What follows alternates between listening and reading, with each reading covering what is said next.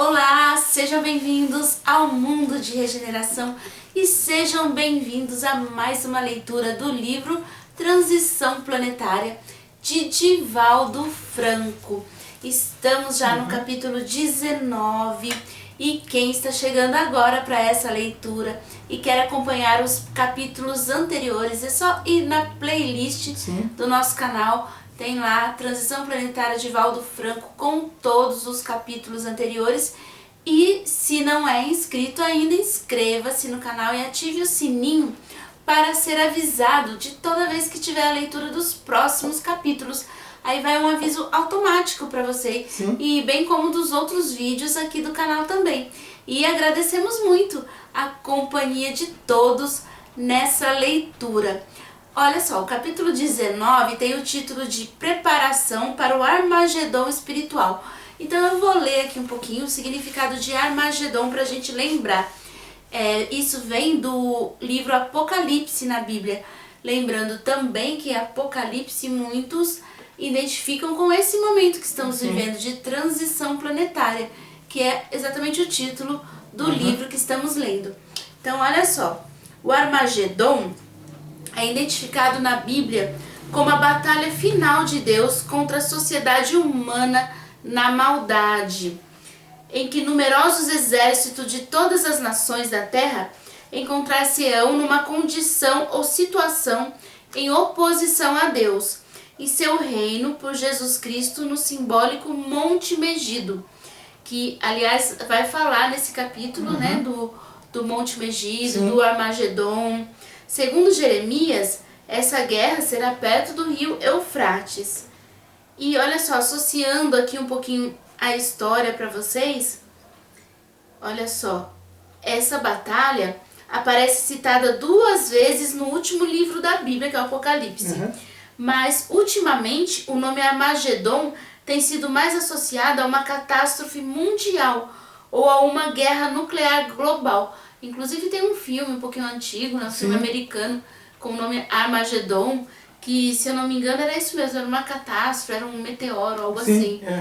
Aqueles que ia destruir, que ia cair na Terra. É bem bacana esse filme também, mas mostra como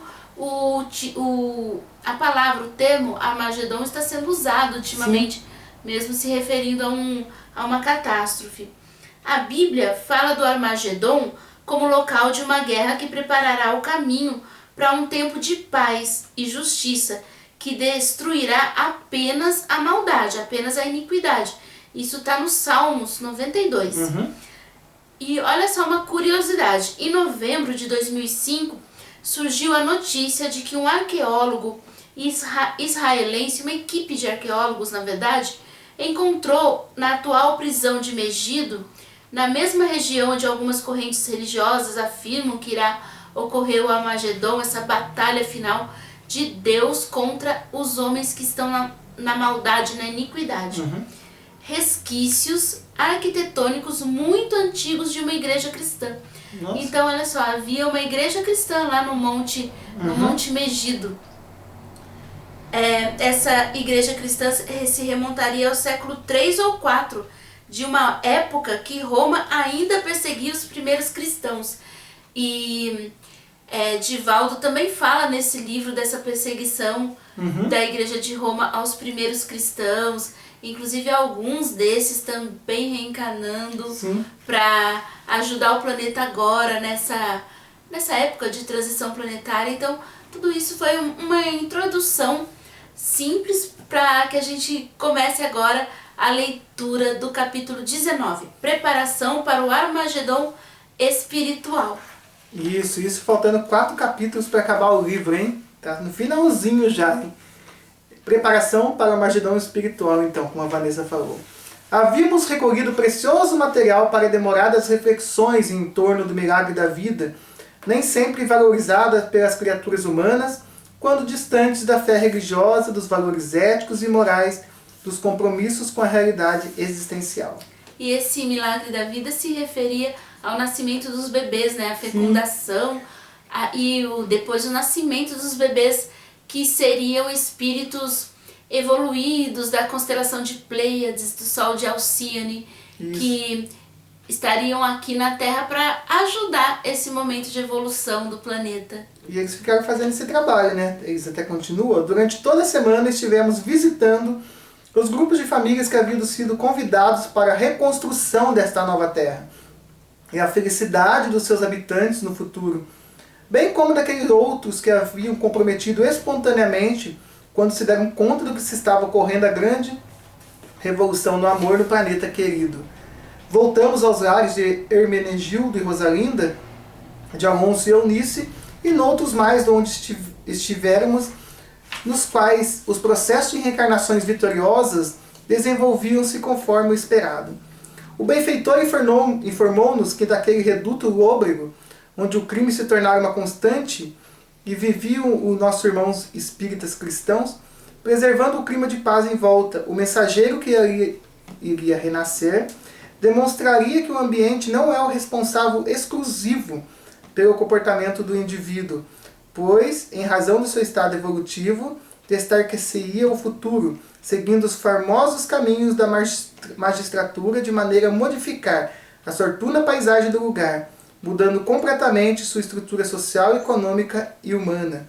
Aqui fala, né, que não é porque ele vai nascer num lar, vamos supor, que tem, vamos supor, um pouco do mal, essas coisas assim. Humilde, uma região ainda complicada, com muita pobreza, criminalidade. Isso. Não quer dizer que ele ia ser assim também, quer dizer que ele ia, na verdade o intuito dele renascer foi para isso mesmo, para modificar a paisagem do lugar, mudando completamente a estrutura social, econômica e humana. Ou seja, uma pessoa que ia nascer ali, um ser que ia ter uma influência muito grande naquela região, naquele local. Para ajudar mesmo. Sim, para ajudar.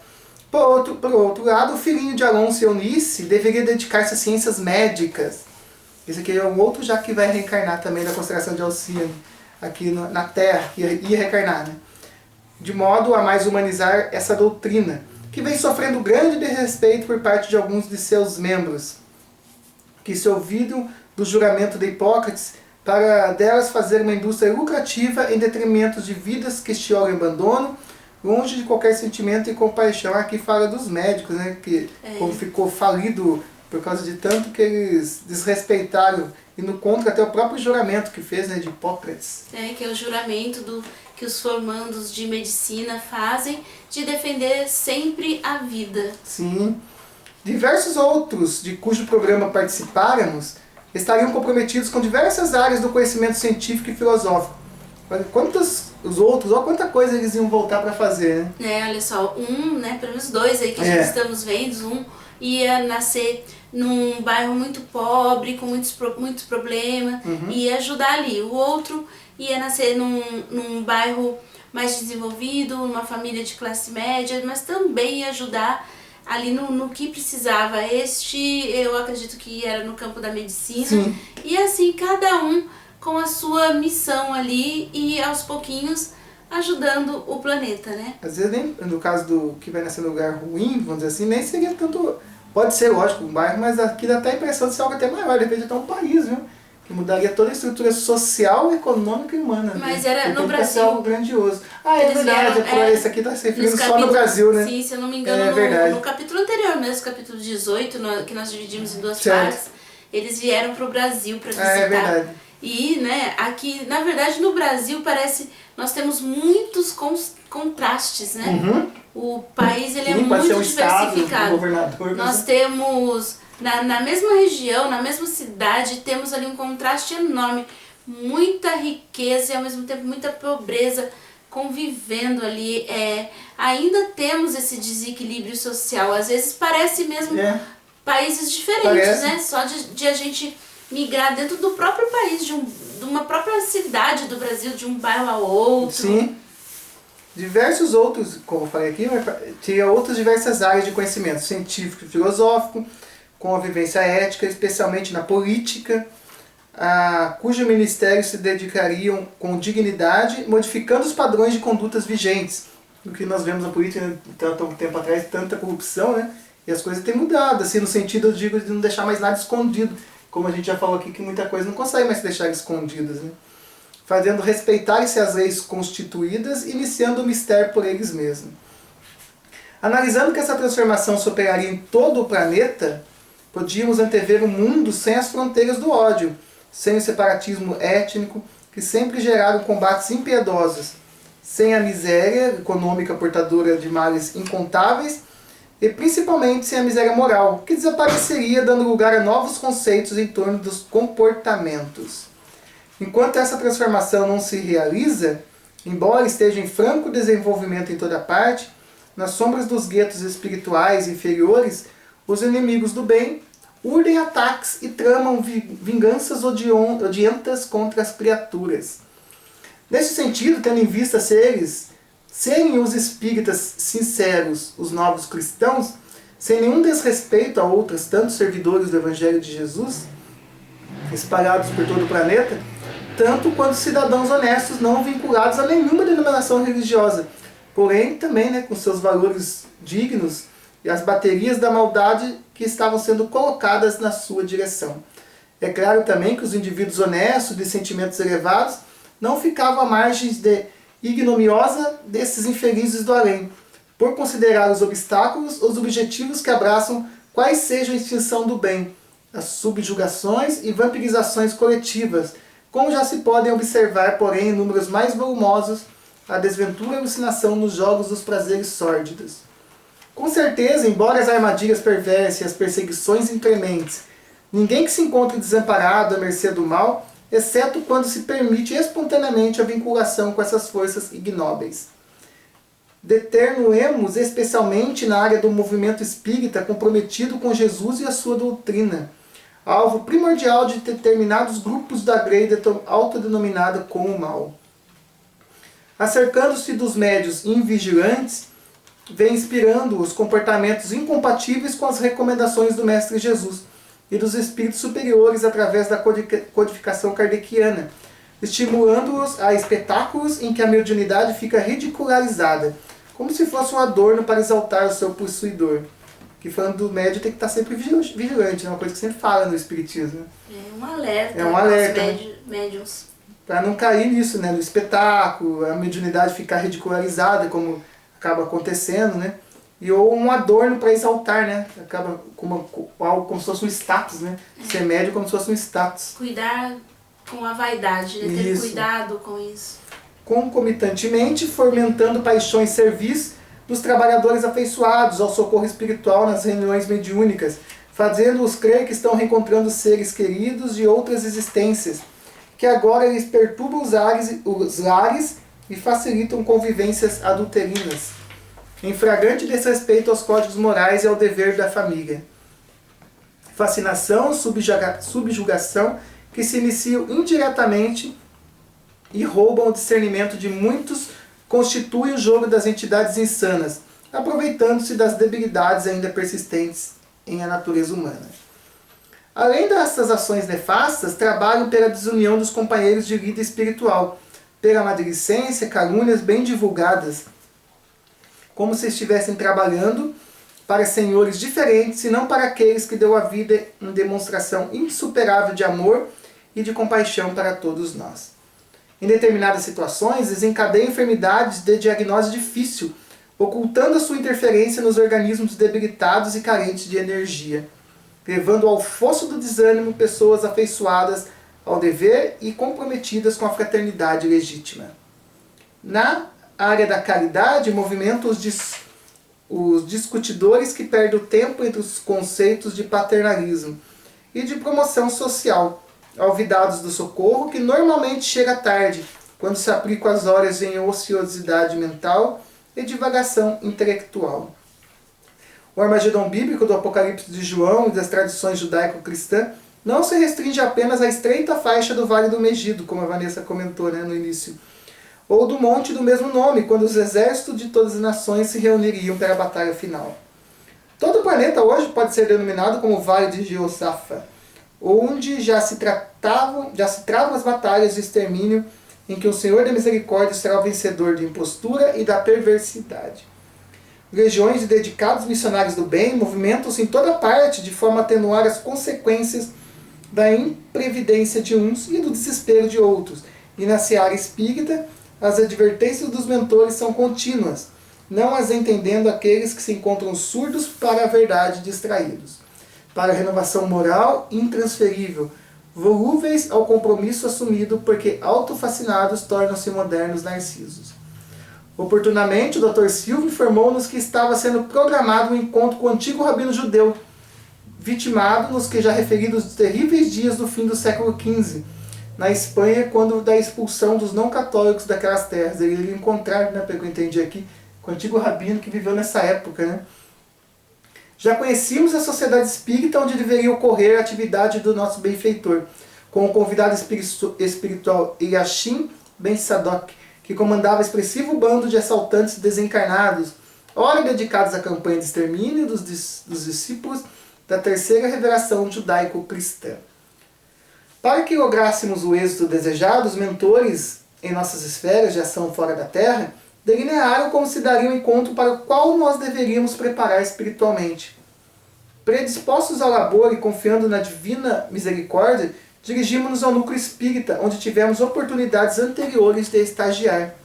A instituição dedicada ao estudo da codificação do espiritismo, conforme os astúteros métodos utilizados por Allan Kardec, ressaltando o labor em torno da educação sob todos os aspectos considerados, porque não apenas adstrita às criaturas reencarnadas, mas também aos desencarnados em sofrimento e em ignorância das divinas leis, estava em plena realização do seu programa quando chegamos.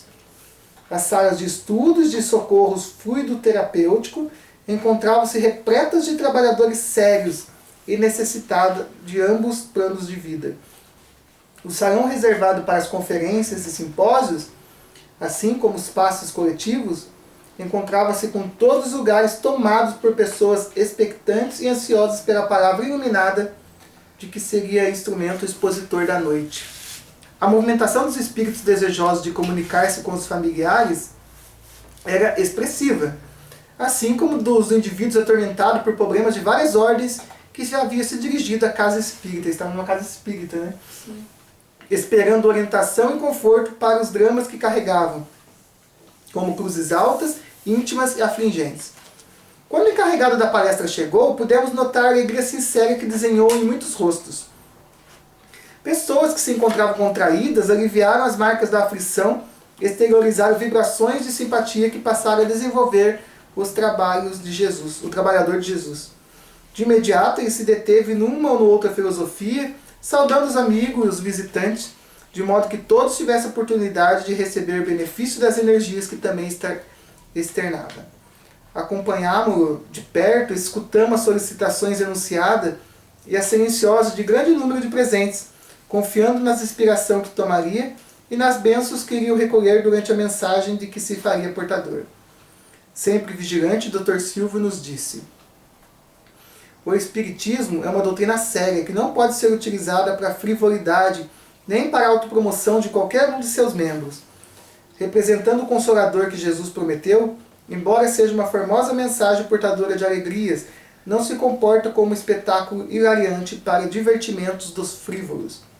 Quase todas essas pessoas, assim como os espíritos que acorreram a este local, são portadores de graves questões que os atormentam, ansiando por uma orientação de equilíbrio e de apoio fraternal, a fim de poder recuperar as forças que lhes facultem continuar na marcha até a libertação orgânica. Familiares angustiados pela desencarnação de seres queridos, enfermos de atividades patológicas, incluindo severas obsessões, anelam por diretrizes de saúde e de paz, vitimizados por injunções socioeconômicas e de comportamento social.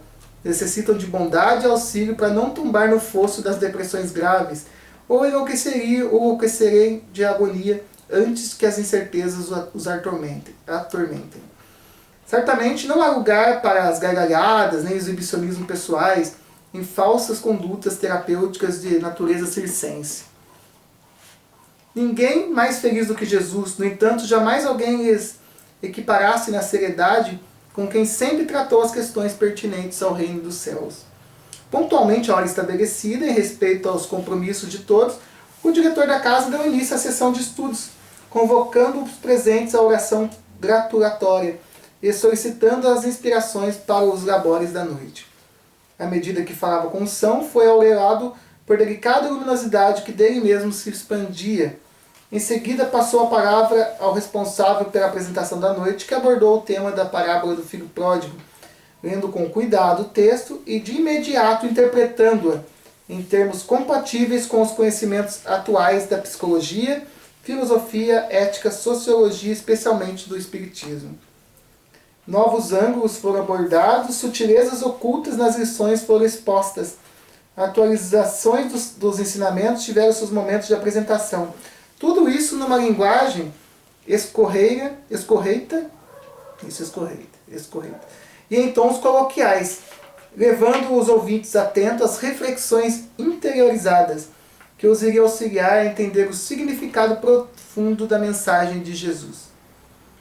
Entremeando a dissertação com observações joviais, vez que em outra numa metodologia psicológica saudável que não diminuía a gravidade do conteúdo, inspirado por nobre estudioso do plano, a todos nos sensibilizou com a sua palavra enobrecida e carinhosa.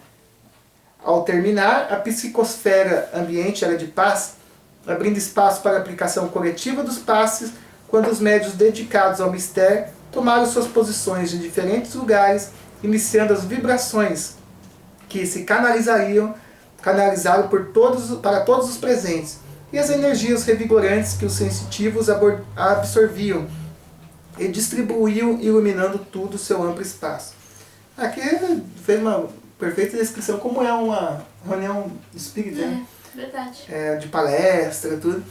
E aqui também lembrando também que hoje em dia poucos os centros espíritas, acho que é raríssimo, principalmente no kardecismo. O kardecismo acho que mal tem hoje em dia, que sessões, reuniões mediúnicas são abertas a público, né? Por causa disso mesmo, para não virar espetáculo, né? Porque antes, na cidade de Jacareí, de São Paulo, tinha algumas que faziam, só que eles falaram que resolveram tirar, porque dava a impressão de pessoas iam lá só para ver como é que era. Que ali não é para ser um espetáculo, né? Tem um trabalho todo por trás daquilo, né? Familiares desencarnados acercaram-se dos seus afetos e os inspiraram, enquanto esses oravam fervorosos até o término. Após a prece do encerramento, todos saíram dominados por inefável bem-estar e renovados interiormente para enfrentamentos da evolução. Em continuidade, o companheiro expositor encaminhou-se a uma pequena sala contígua, onde prosseguiu ouvindo e aconselhando as pessoas que foram adrede selecionadas pelas atendentes fraternas. Aqui são aquelas pessoas que passam por entrevistas, né? Nos centros espírita kardecistas que tem, né? Acho que em outras linhas também tem, mas no kardecismo tem as entrevistas. Sempre acompanhado por abnegados mensageiros do nosso plano, sob a orientação do seu mentor, ofereceu o pablo alimentício da palavra do Evangelho, com esclarecimentos espíritas em torno dos problemas de cada um, enquanto os benfeitores espirituais se encarregavam de anotar o endereço de cada paciente, a fim de prosseguirem auxiliando-os com os recursos de quem está portador, né? Auxiliando depois que eles passassem para essa entrevista, recebessem a conversa que tem na entrevista, é uma conversa, né? E também preparando a pessoa também, os mentores estavam ali do lado. Que magnífico! A ordem, a disciplina e o asseio na instituição faziam-se presente em toda parte, demonstrando que o serviço do bem não deve ser feito de improviso, de qualquer maneira. Merece respeito que se dedica a todas as questões relevantes. Depois de alguma... E aqui é legal, aqui fala... Vocês não vê o trabalho que dá pra gente filmar, né? É tudo certinho, horário certinho pra gente poder gravar, poder dar tudo certinho, para que a gente grava direto, né? Sem cortes, pra não ter edições, pra ficar até melhor pra pessoa compreender. Mas é tudo um trabalho que a gente faz com muito carinho, né? Sim, pra quem tá aí assistindo. Ser o mais natural possível, para realmente assim que você sinta que somos companhias para você e você é uma companhia pra gente nessa leitura. Isso. Depois de algumas horas de atendimento, o companheiro dirigiu-se ao lar com alguns amigos que o acompanhavam no mistério, enquanto ficamos participando das atividades que prosseguiam em nossa esfera de ação. Embora as instalações fossem encerradas no plano físico, palestras espirituais sucederam no salão. Olha que interessante, parou ali no físico, mas o próprio salão continuou sendo usado pelos espíritos para darem palestras ali. Sim. E nos outros setores, espíritos afervorados ao dever continuarem atendimento aos necessitados de toda a ordem. O trabalho acabou, mas continua havendo ajuda aos espíritos necessitados ali também. O trabalho é a tônica da manutenção do equilíbrio em todo lugar. O repouso é uma necessidade orgânica, No entanto, quando se busca demasiado descanso, foge-se o dever sob falso pretexto, porquanto mudança de atividade, despertando novos estímulos emocionais, também funciona como renovação de energia. Tipo, a pessoa, de repente, está desempregado, está parado, vamos dizer assim, aqui fala, você vê, buscar novos estímulos emocionais, procurar alguma coisa para fazer, para distrair, porque a lei do trabalho é uma das leis também do espiritismo, né? Sim, um estudo, um trabalho voluntário, até que se abra novamente a porta aí do ganho financeiro mesmo. Sim. A noite avançava quando chegaram os trabalhadores especializados no tipo de reunião que logo mais teria a ter ali. Na sala mediúnica, especialmente reservada aos atendimentos de desobsessão, a movimentação dos espíritos dedicados ao mistério era significativa. Havia encerrado um labor e técnicos em limpeza psíquica ambiental adentraram-se no recinto para prepará-los para o próximo compromisso. Por isso que fala que o lugar sempre é todo preparado, né? A espiritualidade começa a preparar bem antes. E o próprio médium também é preparado. Tem às vezes que o médium fica alguns dias com aquele espírito próprio, para se equalizar com a energia dele, até ele acostumar com aquela energia para poder fazer o contato. É um trabalho muito maior do que aquilo que vemos no físico ali, né? Por algumas horas dentro de um centro espírita ou mesmo de outros centros espiritualistas, mesmo templos, igrejas. Tem toda uma egrégora ali espiritual trabalhando e fazendo também esse socorro, essa ajuda. E o próximo capítulo, que vai ser no próximo vídeo, é o capítulo 20, que é o enfrentamento com a treva. Tá no finalzinho do livro já. E pedimos para você que está aí assistindo, que antes de ir embora, não se esqueça de clicar aí no inscreva-se, né? E ativar também o sininho, porque se não ativar o sininho não fica por dentro quando estrear um vídeo, né? Sim. E você clicando no sininho é avisado toda vez que estrear um vídeo novo aqui no canal. Gratidão! Continuem com a gente, assistam outros vídeos, outras playlists, temos vídeos para meditar, imagens para higienização mental, algumas imagens de 1 minuto que você pode, num momento de emergência psicológica, um momento que você precise de uma calma, tomar um fôlegozinho ali em 1 minuto, seja na família, no trabalho, fazendo os seus afazeres do dia a dia, você pode se retirar, assistir um videozinho ali, ver as imagens, ouvir uma música e se refazer ali para voltar para a lida aí do dia a dia e muitos outros vídeos também. E esperamos você aqui na leitura do próximo capítulo também. Obrigado a todos, obrigado Vanessa mais uma vez e até o próximo vídeo.